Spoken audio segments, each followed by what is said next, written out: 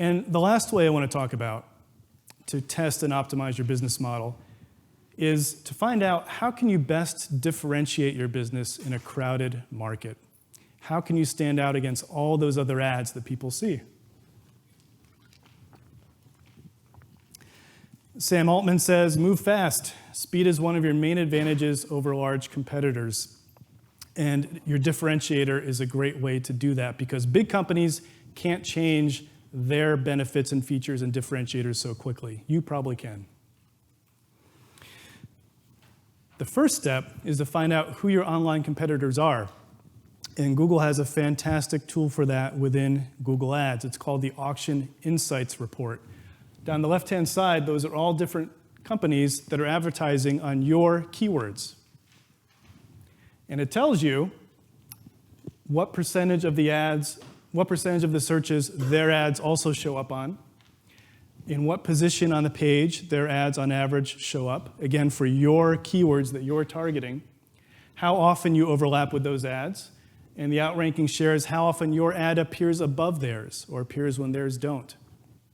So right here, this gives you a great snapshot of who you're actually competing against and where you fall in the pecking order for the keywords that you're targeting. In this case, Amazon is the big Goliath in the room, with almost always showing above our particular ad. Once you have this information, then you can go back to other tools to research these competitors. This is again going back to SEMrush, the tool I used before to extract those iRobot ads. They give you ad information, keyword information, a lot of additional competitive research to see everything that they're doing once you know that this is your competitor to help you figure out how can I sound different? How can I make my ads different, my offer different? How can I compete against this giant company? And to do that, you've got to find a way to stand out. You can also see this information inside Google Ads. There's yet another tool, the Google Ads Ad Preview and Diagnosis tool. It looks just like a regular search results page, but happens inside the tool, and it's better because it lets you control things like location, device, language, and audience as you figure out who is competing with you. And then again, look at their ads. I think iRobot did a very smart thing here. They're competing against Amazon, so their ad says, if it's not from iRobot, it's not a Roomba. Right? What a great way to put it in your mind that you should buy from them instead of Amazon. I bet they did some competitive research to figure this out. And that's the sort of thing you want to be thinking about too. If your ad looks just like everyone else's, I mean, really, why would someone click on it? You have to give them a reason.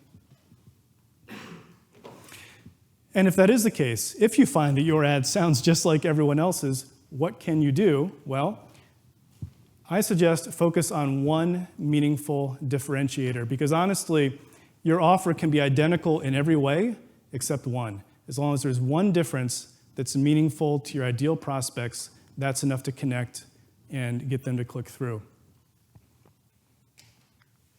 For example, if your offer is just like Amazon's, but you can offer a full lifetime warranty while they can't, that can be enough to win business through your website against Amazon. Additionally, it almost always works better to speak directly to a single niche instead of speaking generally. For example, if you're looking for a Ruby on Rails developer and you see an ad come up that says Ruby on Rails developers next to another ad that says broad range of developers, obviously which one are you going to click on? You get much better results when you can be more specific, targeting your niche audience.